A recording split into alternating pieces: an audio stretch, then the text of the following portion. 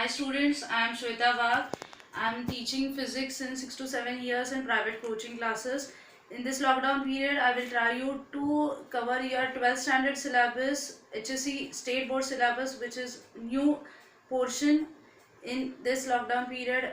Total you have 6 units. Among that there are total chapters are 16 chapters including 6 units.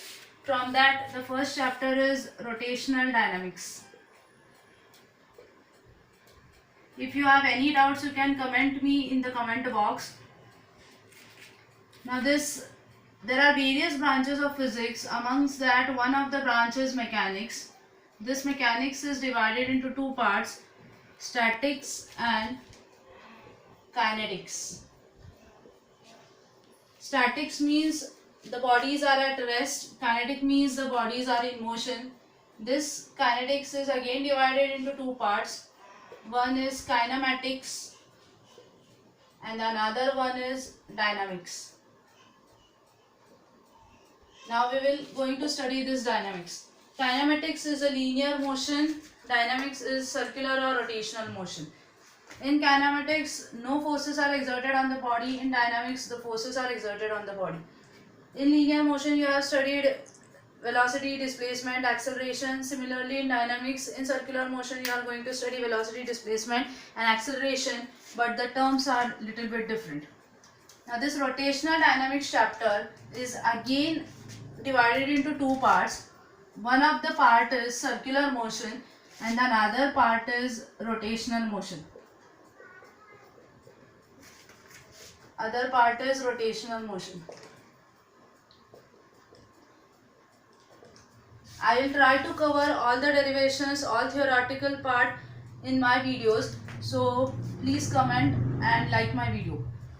So circular motion and rotational motion total consist of rotational dynamics. The topics covered under circular motion are: first topic is definition of theta, omega and alpha, which is angular displacement, angular velocity and angular acceleration.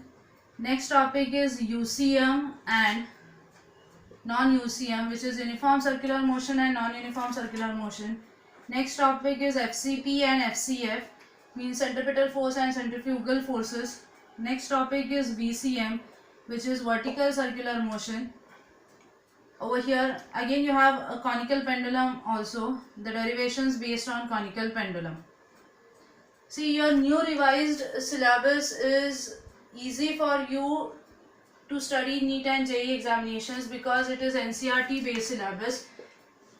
Next, in rotational motion, the first topic is MI, which is moment of inertia. Next topic you have radius of gyration. Next topic is theorem of parallel and perpendicular axis. Another topic is rolling motion. Next topic is applications. You have to calculate the moment of inertia of three quantities which are there, that is ring, solid cylinder and solid sphere. So this whole consists your rotational dynamics chapter. So first let's see this part, circular motion. After that we will study rotational motion part. And in today's video we will cover this first topic, which is definition of theta, omega and alpha, or the concept of it. Now you all know linear motion of a body.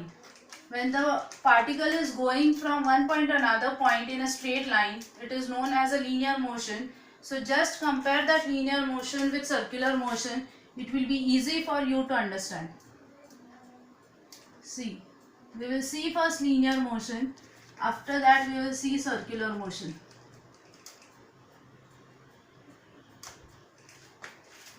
In linear motion, suppose this is point A, this is point B. The particle is going from point A to point B. The displacement is S. Displacement is a vector quantity. The distance is scalar quantity. I am saying that A is the initial position of the particle at t equal to 0 and B is the final position of the particle at any instant t. So it is going from point A to point B. It is displacing from A to B. So its displacement is given by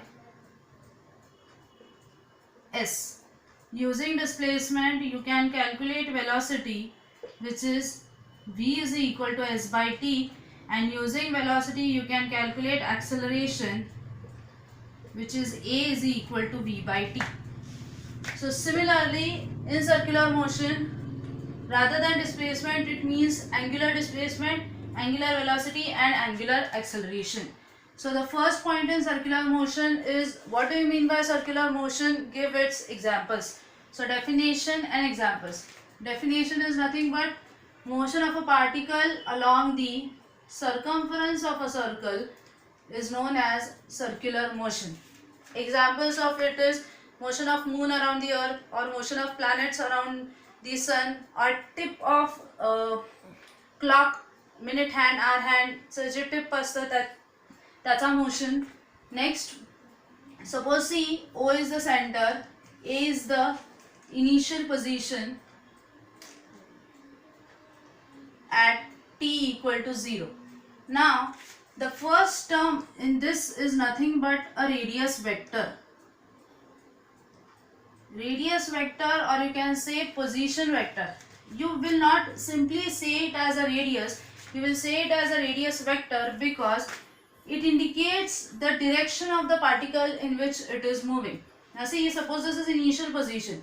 Now whether this particle is moving in anti-clockwise direction or clockwise direction, who will indicate? This radius vector, which is drawn from the center towards the particle on the circumference, will indicate. So that is the definition of radius vector. So OA bar is nothing but position vector of particle A at t equal to 0. Now if it is moving in anti-clockwise direction, it is considered as positive. If it is moving in clockwise direction, you will consider it as negative.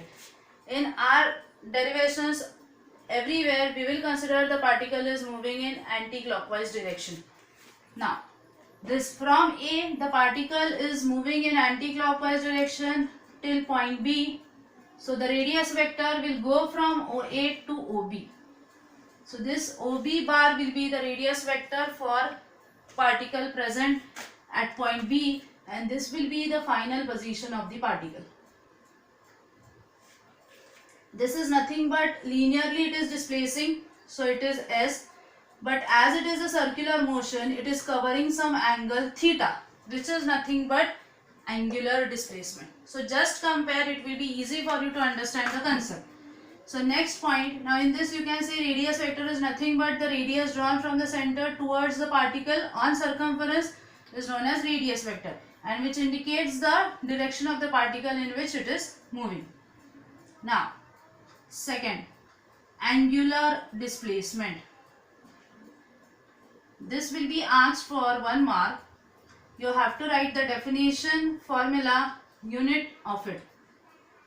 So 1 mark question. What is angular displacement? The angle described by the radius vector drawn from the center towards a particle which is performing a circular motion. Now how you will calculate this theta? See, all of you know how to calculate the arc length. S, this is theta, this is r. What is the formula for arc length? Arc length is equal to angle into radius. So this arc length is S is equal to r into theta. So therefore theta is equal to S upon r. As it is an angle, the unit for it will be radian or degree. Okay. This is a finite value. Suppose you consider small values. For small values means that displacement is for small terms. You can write it as delta theta is equal to delta S upon r for small values. So this covers angular displacement. So as from displacement you have calculated velocity, from velocity you have calculated acceleration. Similarly, from angular displacement you will calculate angular velocity, and from angular velocity you will calculate angular acceleration. So next, let's calculate angular velocity using angular displacement. So see, angular velocity, which is denoted by omega.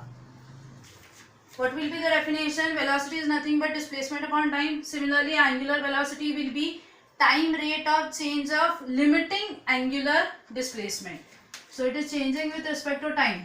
Limit delta t tend to 0, delta theta by delta t. When you remove the limit, you write it as d theta by dt. This is using first principle of derivative or Leibniz rule. So if you want to write the vector form of it, you can write it as omega bar is equal to limit delta t tend to 0, delta theta by delta t bar, or d theta by dt bar. Okay. If it is having a finite value, you will write it as omega is equal to theta by t.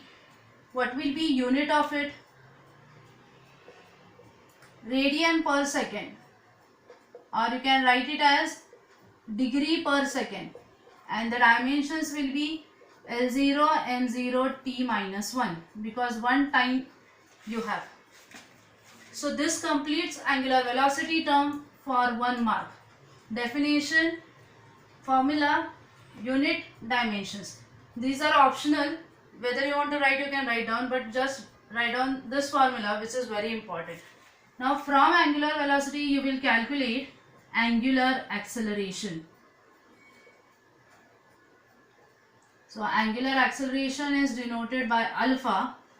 Again, what will be alpha? Time rate of change of limiting angular displacement. So limit delta t tend to 0, delta omega by delta t, or d omega by dt.